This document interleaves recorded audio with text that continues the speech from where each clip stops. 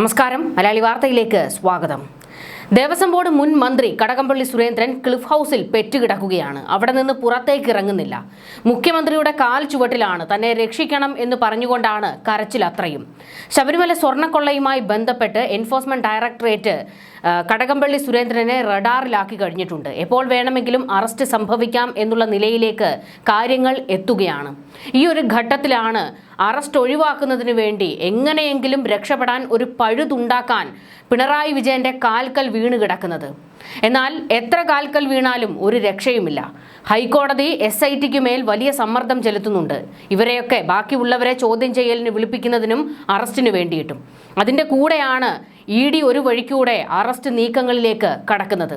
Enforcement ഡയറക്ടറേറ്റിന്റെ ആവശ്യം ശബരിമല സ്വർണ്ണക്കൊള്ളയുമായി ബന്ധപ്പെട്ട് ഒരു അറസ്റ്റ് നടത്തുമ്പോൾ അത് ഒരു നിസാരക്കാരനായിരിക്കരുത്, ഒരു വമ്പൻ സ്രാവിനെ തന്നെ പിടികൂടണം.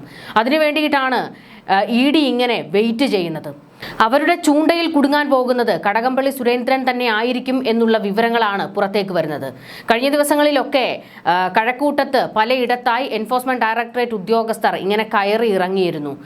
കടകംപള്ളി സുരേന്ദ്രനുമായി ബന്ധപ്പെട്ട കാര്യങ്ങളെക്കുറിച്ചുള്ള അന്വേഷണത്തിലേക്ക്. പോറ്റിയും കടകംപള്ളി സുരേന്ദ്രനും തമ്മിലുള്ള ആത്മബന്ധം എന്താണ്, ഇവർ തമ്മിലുള്ള സാമ്പത്തിക ഇടപാടുകളെക്കുറിച്ചൊക്കെ എൻഫോഴ്സ്മെന്റ് ഡയറക്ടറേറ്റ് അന്വേഷിക്കുന്നുണ്ട്. തെരഞ്ഞെടുപ്പ് അടുത്തിരിക്കുന്ന ഘട്ടത്തിൽ ED പിടിമുറുക്കുന്നത് CPMന് ശ്വാസം മുട്ടുന്നുണ്ട്. കടകംപള്ളി സുരേന്ദ്രനെ കേന്ദ്ര അന്വേഷണ സംഘം അറസ്റ്റ് ചെയ്യുമോ എന്നുള്ള ഭയം AKG സെന്ററിനുമുണ്ട്. കഴിഞ്ഞ ദിവസങ്ങളിൽ നമ്മൾ കണ്ടിരുന്നു, PS പ്രശാന്ത് AKG സെന്ററിൽ കയറി ഇറങ്ങുകയായിരുന്നു SIT അറസ്റ്റ് ചെയ്യാൻ പോകുന്നു എന്നുള്ള സൂചന പുറത്തേക്ക് വന്നപ്പോൾ. എന്നാൽ ബജറ്റ് അവതരണത്തിന് ശേഷം ഇന്ന് KN ബാലഗോപാൽ നിയമസഭയിൽ ബജറ്റ് അവതരിപ്പിച്ചുകൊണ്ടിരിക്കുകയാണ്. അതിനുശേഷം അല്ലെങ്കിൽ വരും ദിവസം PS പ്രശാന്തിന്റെ അറസ്റ്റ് നടക്കും എന്നുള്ളത് ഏതാണ്ട് വ്യക്തമാകുകയാണ്. കടകംപള്ളി സുരേന്ദ്രന്റെ കാര്യത്തിൽ SIT അറസ്റ്റ് ചെയ്താലും ED അറസ്റ്റ് ചെയ്താലും അത് CPMനെ വല്ലാതെ ബാധിക്കും. എന്നാൽ EDയുടെ കൈകളിലേക്ക് പോകാതെ തൽക്കാലം കടകംപള്ളി സേഫ് ആകണമെങ്കിൽ SITയുടെ കൈകളിലേക്ക് പോകുന്നതാണ് നല്ലത്. പക്ഷേ അറസ്റ്റ് ചെയ്യാൻ ഭരണകൂടത്തിനും വയ്യ. കാരണം നിയമസഭാ തെരഞ്ഞെടുപ്പ് പടിവാതിൽക്കൽ നിൽക്കുകയാണ്. ദേവസ്വം ബോർഡ് മുൻ മന്ത്രി കടകംപള്ളി സുരേന്ദ്രൻ ഉൾപ്പെടെ 12 പേർക്ക് നോട്ടീസ് അയക്കാൻ EDക്ക് നിയമോപദേശം ലഭിച്ചിട്ടുണ്ട്. കടകംപള്ളിയുടെ സാമ്പത്തിക ഇടപാടുകളടക്കം ED സൂക്ഷ്മമായി പരിശോധിച്ചു വരികയാണ്. നിലവിൽ സാക്ഷികൾക്കുള്ള സമൻസ് ആയിരിക്കും മുൻ മന്ത്രിക്ക് നൽകുക എന്നാണ് സൂചന. എന്നാൽ കേസിലെ മറ്റു പ്രതികളുടെയും സംശയ നിഴലിലുള്ളവരുടെയും വിവരങ്ങൾ അതീവ രഹസ്യമായി സൂക്ഷിക്കുകയാണ് ഏജൻസി. കടകംപള്ളിയുടെ മൊഴി വിശകലനം ചെയ്ത് തുടരന്വേഷണമാണ് ED ആലോചിക്കുന്നത്. കേസിലെ 1-ാം പ്രതി ഉണ്ണികൃഷ്ണൻ പോറ്റി ഉൾപ്പെടെയുള്ളവർക്ക് സ്വാഭാവിക ജാമ്യം ലഭിക്കാനുള്ള സാധ്യതകൾ ED നിരീക്ഷിക്കുന്നുണ്ട്. ക്രൈംബ്രാഞ്ച് കുറ്റപത്രം സമർപ്പിക്കാൻ വൈകിയാൽ അടുത്ത ആഴ്ചയോടെ ഇവർ ജാമ്യത്തിലിറങ്ങാൻ സാധ്യതയുണ്ട്. പ്രതികൾ പുറത്തിറങ്ങിയാലുടൻ ഇവർക്ക് സമൻസ് നൽകാനാണ് EDയുടെ നീക്കം. ഫെബ്രുവരി ആദ്യ വാരത്തോടെ ചോദ്യം ചെയ്യൽ നടപടികൾ ആരംഭിക്കും. കേസിൽ നേരത്തെ അറസ്റ്റിലായ മുരാരി ബാബു നിലവിൽ ജാമ്യത്തിലിറങ്ങിയ സാഹചര്യത്തിൽ ഇയാൾക്ക് ED സമൻസ് അയച്ചിട്ടുണ്ട്. ഫെബ്രുവരി ആദ്യ വാരം ഹാജരാകാനാണ് നിർദ്ദേശം നൽകിയിരിക്കുന്നത്. ഇക്കൂട്ടത്തിലേക്കാണ് കടകംപള്ളിയും പെട്ടിരിക്കുന്നത്. നമുക്കറിയാം, കടകംപള്ളിയുടെ അറസ്റ്റ് ഇങ്ങനെ വൈകിപ്പിച്ചു കൊണ്ടുപോകുകയാണ് SIT. എന്നാൽ ഇനിയുള്ള അറസ്റ്റുകൾ അധികം വൈകിപ്പിക്കാനും കഴിയില്ല. കാരണം SITക്ക് മേൽ ഹൈക്കോടതിയുടെ വലിയ പിടുത്തമുണ്ട്. ഹൈക്കോടതിയാകട്ടെ ക്ഷമ നശിച്ചിരിക്കുകയാണ് SIT വമ്പന്മാരിലേക്ക് കടക്കാത്തതിൽ. അതുകൊണ്ട് തന്നെ ഫെബ്രുവരിയിൽ ചില അറസ്റ്റുകൾ ഉണ്ടാകും. അത് നിർണായക അറസ്റ്റുകളായിരിക്കും. CPMന്റെ തല പിളരുന്ന അടിയായിരിക്കും കിട്ടാൻ പോകുന്നത് എന്നുള്ള വിവരമുണ്ട്. എന്തായാലും ഇപ്പോഴത്തെ കടകംപള്ളിയുടെ ഒരു അവസ്ഥ ഉറക്കമില്ലാത്ത ദിവസങ്ങളാണ്. മുൻപും കടകംപള്ളി പറഞ്ഞിരുന്നു, എന്നെ കള്ളൻ എന്ന് വിളിക്കരുത്. സ്വർണ്ണക്കൊള്ളയുമായി ബന്ധപ്പെട്ടുള്ള വിവരങ്ങൾ പുറത്തേക്ക് വന്നപ്പോൾ പ്രതിപക്ഷ നേതാവ് കടകംപള്ളിയെ കള്ളൻ എന്ന് വിളിച്ചിരുന്നു, സ്വർണ്ണക്കള്ളൻ എന്ന്. അത്തരത്തിലുള്ള പരാമർശം അതുണ്ടാകരുത്, അത് പിൻവലിക്കണമെന്ന് കടകംപള്ളി VD സതീശനോട് പറഞ്ഞിരുന്നു. അയ്യപ്പന്റെ സ്വർണം കട്ടവൻ എന്ന പേര് കേട്ടിട്ട് എനിക്ക് ഉറങ്ങാൻ കഴിയുന്നില്ല എന്നൊക്കെയായിരുന്നു കടകംപള്ളിയുടെ കരച്ചിൽ. എന്നാൽ EDയുടെ വായിലേക്ക് കടകംപള്ളി വീഴുകയാണെങ്കിൽ പ്രതിപക്ഷത്തിന് വീണ്ടും വജ്രായുധമാണ് കയ്യിൽ കിട്ടാൻ പോകുന്നത്. കള്ളനെന്നല്ല, ഇനി കാട്ടുകള്ളനെന്ന് പ്രതിപക്ഷം കടകംപള്ളിയെ വിളിച്ചേക്കും. ശബരിമലയുമായി ബന്ധപ്പെട്ട് കടകംപള്ളി സുരേന്ദ്രൻ ആദ്യം മുതൽ തന്നെ ഒരുപാട് നുണകളാണ് പറഞ്ഞുകൊണ്ടിരുന്നത്. പോറ്റിയെ അറിയില്ല എന്ന് പറഞ്ഞു. പിന്നീട് വ്യക്തമായി പോറ്റിയുമായി കടകംപള്ളിക്ക് അടുത്ത ബന്ധമുണ്ടെന്ന്. കടകംപള്ളിയുടെ മണ്ഡലം കഴക്കൂട്ടത്ത് ഈ ഉണ്ണികൃഷ്ണൻ പോറ്റി സ്പോൺസറായി നിന്നിട്ടുണ്ട്.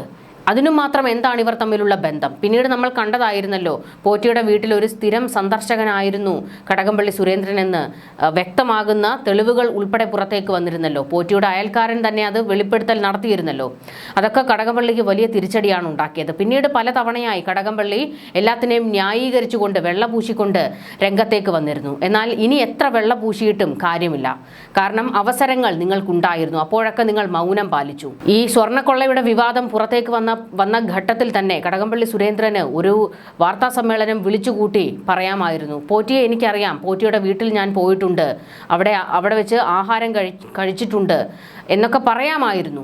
അല്ലാതെ അതിനപ്പുറത്തേക്ക് പോറ്റിയുമായിട്ട് എനിക്ക് വലിയ ബന്ധങ്ങളൊന്നുമില്ല, ശബരിമലയുമായി ബന്ധപ്പെട്ടുള്ള ബന്ധം മാത്രമാണ് പോറ്റിയുമായി ഉണ്ടായിരുന്നത് എന്നുള്ള സത്യങ്ങൾ പറയാമായിരുന്നു. പക്ഷേ ആ സത്യങ്ങൾ എന്തിനാണ് കടകംപള്ളി മറച്ചു വെച്ചത്? അവിടെയാണ് ചോദ്യങ്ങൾ. അപ്പോൾ എന്തൊക്കെയോ മറയ്ക്കാൻ, എന്തൊക്കെയോ കള്ളത്തരങ്ങൾ വിഴുങ്ങാൻ കടകംപള്ളിക്കുള്ളത് കൊണ്ടാണല്ലോ പോറ്റിയെ അറിയുകയില്ല എന്നുള്ള കള്ളമൊക്കെ പറഞ്ഞത്. സാമ്പത്തിക ഇടപാടുകൾ ഉൾപ്പെടെ ഇരുവരും തമ്മിൽ നടന്നിട്ടുണ്ട് എന്നുള്ള വലിയ വിവരങ്ങളും പുറത്തേക്ക് വരുന്നുണ്ട്. ഇതെല്ലാം കടകംപള്ളിയുടെ മേൽ ചൂഴ്ന്നു നിൽക്കുന്ന ഈ സംശയങ്ങളെല്ലാം CPM-നെ വലിയ രീതിയിൽ തിരിച്ചടിക്കുന്നതാണ്. ഇപ്പോൾ ഭയപ്പെട്ടുകൊണ്ടാണ് കടകംപള്ളി സുരേന്ദ്രൻ പിണറായിയുടെ കാൽക്കൽ വീണ് കിടക്കുന്നത്. AKG സെന്ററിൽ പോകുന്നു, ക്ലിഫ് ഹൗസിലേക്ക് പോകുന്നു, ഈ കൊള്ളയുമായി ബന്ധപ്പെട്ട് എന്നെ അറസ്റ്റ് ചെയ്യരുതേ എന്നുള്ള ആവശ്യമാണ് കടകംപള്ളി മുഖ്യമന്ത്രിക്ക് മുന്നിൽ വെക്കുന്നത്. പക്ഷേ ഒരു സത്യാവസ്ഥ എന്തെന്നാൽ ഇരട്ടച്ചങ്കനും ഇന്ദ്രനും ചന്ദ്രനും ഒക്കെയാണ് പിണറായി വിജയൻ എന്ന് വാഴ്ത്തിപ്പാടിയാലും അതൊക്കെ CPM-ൽ മാത്രമേ നിലനിൽക്കുകയുള്ളൂ. കോടതിക്ക് മുൻപിൽ അതൊന്നും ഏൽക്കാൻ പോകുന്നില്ല. പിണറായി വിജയന് പോലും ഈ അറസ്റ്റൊന്നും തടയാൻ കഴിയില്ല. സർക്കാരിൻ്റെ ഏജൻസിയാണ് അന്വേഷണം നടത്തുന്നത് എന്ന് പറയാൻ മാത്രം പറ്റും. അല്ലാതെ ഒരു പരിധിവരെ അവരെ സമ്മർദ്ദം ചെലുത്താനും ചില അറസ്റ്റുകൾ വൈകിപ്പിക്കാനും ആഭ്യന്തര വകുപ്പിന് കഴിയും. പക്ഷേ അതിനപ്പുറത്തേക്ക് അറസ്റ്റുകൾ തടയാനുള്ള അധികാരമൊന്നും പിണറായിക്കില്ല, അതിനൊട്ട് കഴിയുകയുമില്ല. പിണറായി വിചാരിച്ചിട്ട് ഇതുവരെ ഈ സ്വർണ്ണക്കൊള്ളയുമായി ബന്ധപ്പെട്ടിട്ട് ആരുടെയെങ്കിലും അറസ്റ്റ് തടയാൻ കഴിഞ്ഞിരുന്നോ?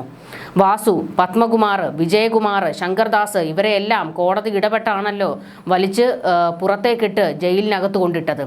ശങ്കർദാസ് അത്യാസന്ന നിലയിൽ കിടക്കുകയാണ് ആശുപത്രിയിൽ എന്നായിരുന്നു വാദിച്ചത്. ഒരു ഫേക്ക് ICU വരെ സെറ്റ് ചെയ്ത് ശങ്കർദാസ് അതിനകത്ത് വായും പൊളിച്ച് കിടക്കുന്ന ചിത്രം നമ്മൾ കണ്ടതാണല്ലോ. എന്നാൽ ഒന്നും ഹൈക്കോടതിയുടെ മുൻപിൽ വില പോയില്ല. തൂക്കിയെടുത്ത് പൂജപ്പുര ജയിലിൽ കൊണ്ടിടാനാണ് കോടതി പറഞ്ഞത്. സ്വർണ്ണക്കൊള്ളയുമായി ബന്ധപ്പെട്ട് അതിൽ ഉൾപ്പെട്ട എല്ലാവർക്കും ഇതുതന്നെയാണ് വരാൻ പോകുന്നത്. അവർ എത്രയൊക്കെ കിടന്ന് കരഞ്ഞ് കാല് പിടിച്ചാലും ഒന്നും ഏൽക്കില്ല. ഹൈക്കോടതി കട്ടയ്ക്കാണ് ഇറങ്ങിയിരിക്കുന്നത്. ശബരിമല സ്വർണ്ണക്കൊള്ളയുമായി ബന്ധപ്പെട്ട കള്ളപ്പണ കേസിൽ കടകംപള്ളി സുരേന്ദ്രനെ ചോദ്യം ചെയ്യുന്നതിലൂടെ തട്ടിപ്പിന്റെ ആഴവും വ്യാപ്തിയും പുറത്തു കൊണ്ടുവരാൻ കഴിയും എന്ന പ്രതീക്ഷയിലാണ് എൻഫോഴ്സ്മെന്റ് ഡയറക്ടറേറ്റ്. ദേവസ്വം മന്ത്രിയായിരുന്ന കാലയളവിലെ സുപ്രധാന തീരുമാനങ്ങളും വകുപ്പിലെ ഉന്നത ഉദ്യോഗസ്ഥരുമായുള്ള സാമ്പത്തിക ഇടപാടുകളുമാണ് EDയുടെ പ്രധാന നിരീക്ഷണത്തിലുള്ളത്. കേസിലെ പ്രതികളായ ഉണ്ണികൃഷ്ണൻ പോറ്റിയും മുരാരി ബാബുവും തമ്മിലുള്ള ബന്ധത്തിൽ ഇടനിലക്കാർ ആരെങ്കിലും പ്രവർത്തിച്ചിട്ടുണ്ടോ എന്ന കാര്യത്തിലും വ്യക്തത വരുത്തേണ്ടതുണ്ട്. സ്വർണ്ണ ഉരുപ്പടികളുടെ തൂക്കത്തിൽ വന്ന കുറവും ശുദ്ധീകരിക്കുന്നതിനായി കൊണ്ടുപോയ സ്വർണത്തിന്റെ കണക്കുകളിലെ പൊരുത്തക്കേടും നേരത്തെ തന്നെ വിശദമായിരുന്നു. ഇതിന് പിന്നിൽ വലിയൊരു കള്ളപ്പണ ശൃംഖല പ്രവർത്തിച്ചിട്ടുണ്ട് എന്നാണ് EDയുടെ നിഗമനം. പ്രതികളുടെ സ്വത്തുക്കളും ബാങ്ക് നിക്ഷേപങ്ങളും കണ്ടുകെട്ടുന്നതടക്കമുള്ള കർശന നടപടികളിലേക്കാണ് അന്വേഷണ സംഘം കടക്കുന്നത്. അതായത് കട്ടും മോഷ്ടിച്ചും ഉണ്ടാക്കിയതൊന്നും അനുഭവിക്കാനുള്ള യോഗം ഈ കാട്ടുകള്ളന്മാർക്കില്ല. എല്ലാം എൻഫോഴ്സ്മെന്റ് ഡയറക്ടറേറ്റ് കണ്ടുകെട്ടുകയാണ്. ന്യൂസ് ഡെസ്ക് മലയാളി വാർത്ത.